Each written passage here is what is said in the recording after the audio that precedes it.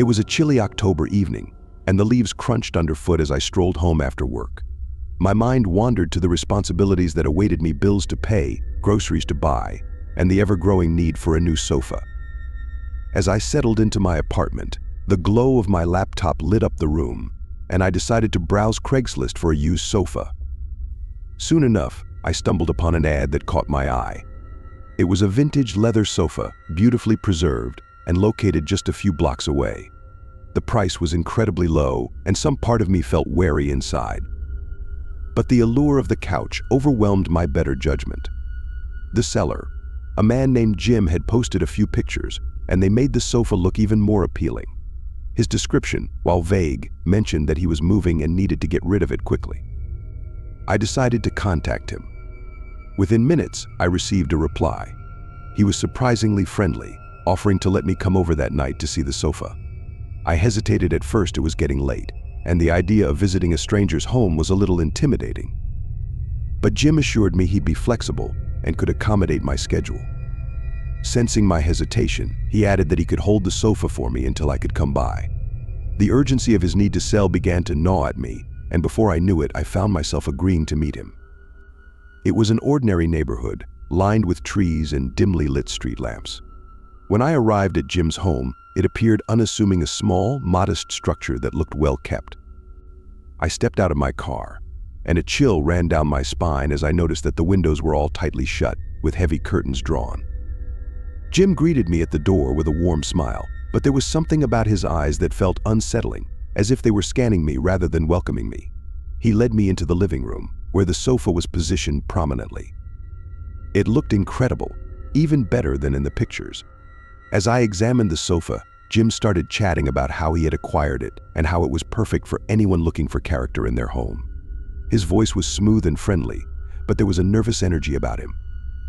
I tried to brush it off, attributing it to the stress of moving. After talking for a while, I casually inquired why he was moving. He hesitated, his eyes darting away for just a moment, creating an awkward pause that made me uneasy. He finally replied that it's a long story, waving a hand dismissively. I decided then and there that I was interested. Discussing the price felt more like a negotiation between friends than a simple transaction. Yet as we settled on a figure, I noticed Jim's demeanor shift slightly. His smile faltered, his eyes fixated on me with a different intensity. It was like he was sizing me up more and more. As I was preparing to leave, he mentioned that he had some other items he was trying to get rid of. He reached into a nearby room and returned with a box filled with various knickknacks and trinkets. I glanced at the box. It held an odd assortment of old photographs, small antiques, and a few broken electronics, nothing that piqued my interest. However, I felt compelled to be polite. I lifted a few items out of the box, pretending to be intrigued. With each piece I touched, though, a sense of dread washed over me. There was something off about how he displayed the items, almost like he was trying to sell me a part of his life. Eventually, I decided it was time to leave.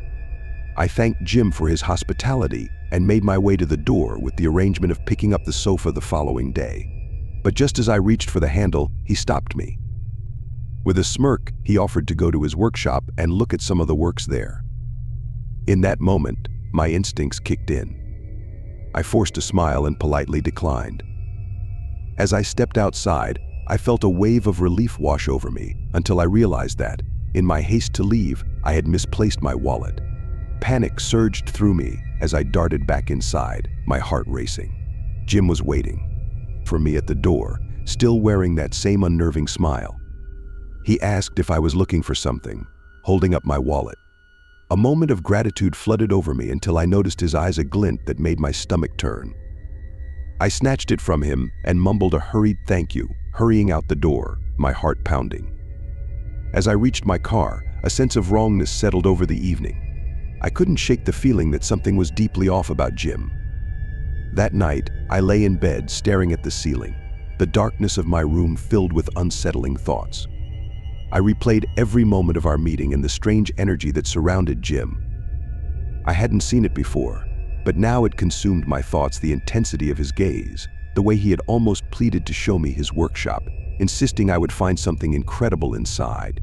It seemed like he wasn't just a man selling his furniture.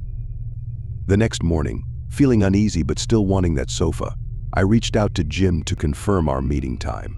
He replied almost instantly, but his message was no longer filled with urgency. Instead, it had a strange chill to it. "Looking forward to seeing you," it read, with an added cryptic "everything is ready for you." I couldn't shake the feeling that I was being lured into something. I called a friend and canceled the pickup, explaining my fears. They urged me to trust my instincts and not to return. After a long, restless day, I managed to dismiss the encounter from my mind. The following evening, I received a message from Jim again. This time it was simply, "I hope you change your mind soon." After that, I blocked him, and I never found out anything about this man.